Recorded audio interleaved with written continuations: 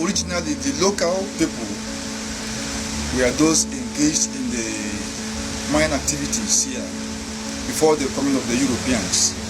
That is, the Europeans really came into the mining on plateau around 1902. All right, but before they are coming, the local people were busy doing it as a business. It was a kind of occupation that you found on plateau that time, where men and women engaged in it, but they were using the crude system of mining.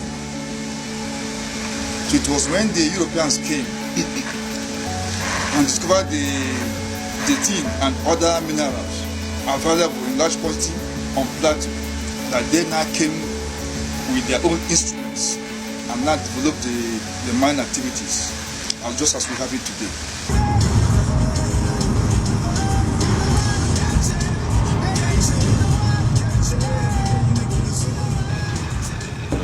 Just as you know, mining itself is a destructive activity.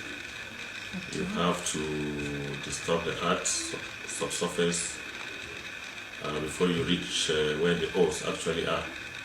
And in so doing, of course, you have it has a lot of implications. The earth's natural beauty is disturbed.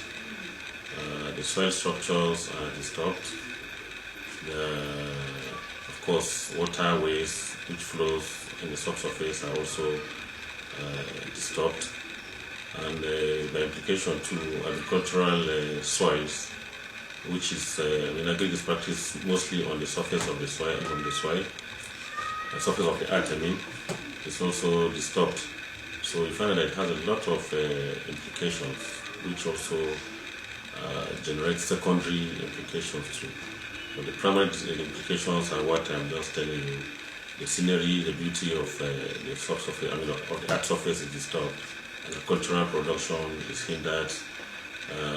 Waterways are also hindered, and of course, the cohesiveness of the substructure is also disturbed. And so it enhances erosional processes and so on and so forth. If you move around town from Jos North to Basa to Barikin-Ladi, Riom, you find out that quite a lot damage has been done to our land, and it has ecological effects.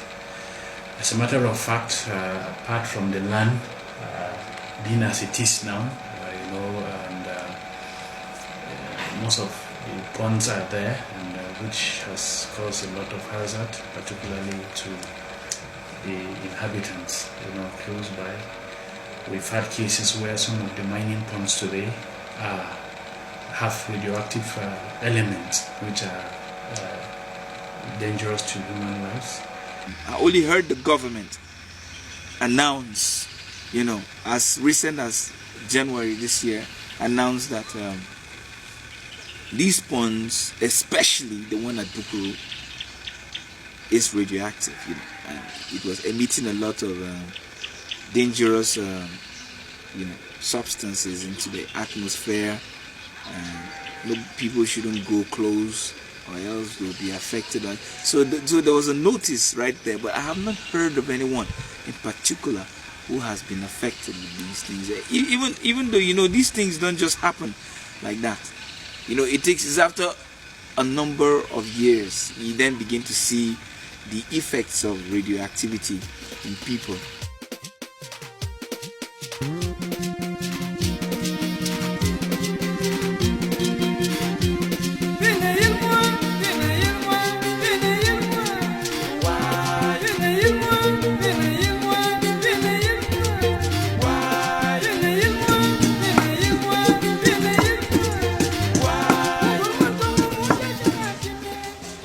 aiki da entertainment da zo hada kamfani kamfanin kusa duka to shi ne ka zo ka yanzu aka kudin mu ba biya mu ba lokacin da muna aiki ana biya to da an tashi an same mu wai aiki ya kare mu ba biya mu to mu gobe ne wannan wata ne har yau zan doke sunan mu akai abuja shiru su foto duka duk wai mu ba su kai abuja shiru Ya kai shekara nawa kenan? Daga ya kai shekara 20 aikin da muka bari ya kai 20.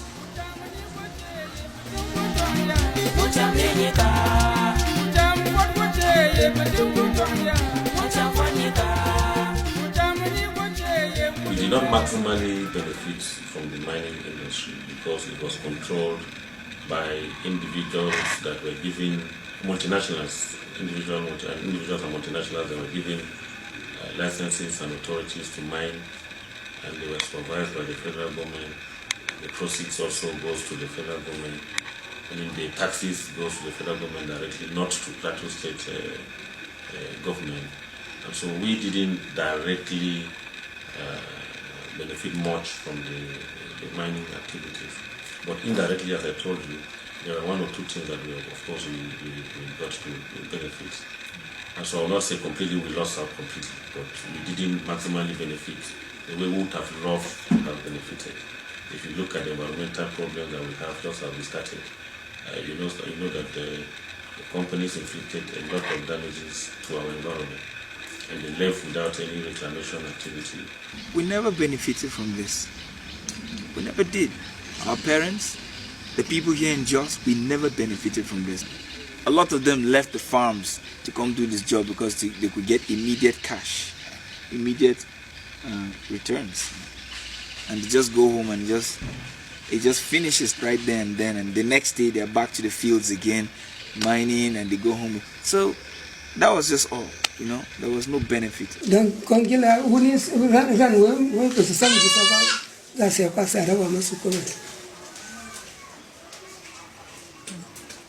So wani sati kuma ya zo tuna to samu wani zai samu taro ban farin taro ne da wani zai samu farin taro da ke da samu wanda ya samu naira 200 ban kudi. If the person in the Niger Delta today is crying that the land has been degraded by the activities of the oil exploration, and so I think tin was the backbone of or the mainstay of the economy of Nigeria. And if during that era quite a lot has been done there, it has caused this devastation, degradation, the federal government should really come to our aid and see how we can solve some of the problem that was caused by the activities of mining. It is disheartening that all through today we talk about mining. The ponds are still there as death traps. It ought not to be like that.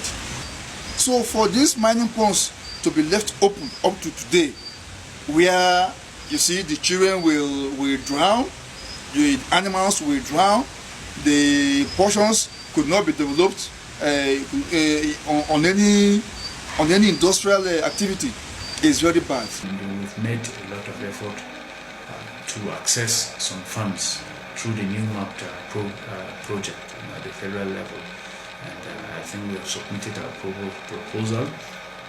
The governor has approved for the setting of a DEX office here, and by the grace of God, as we await for the approval from the state government, something is being done to set all the necessary machinery for the DEX office to really start working.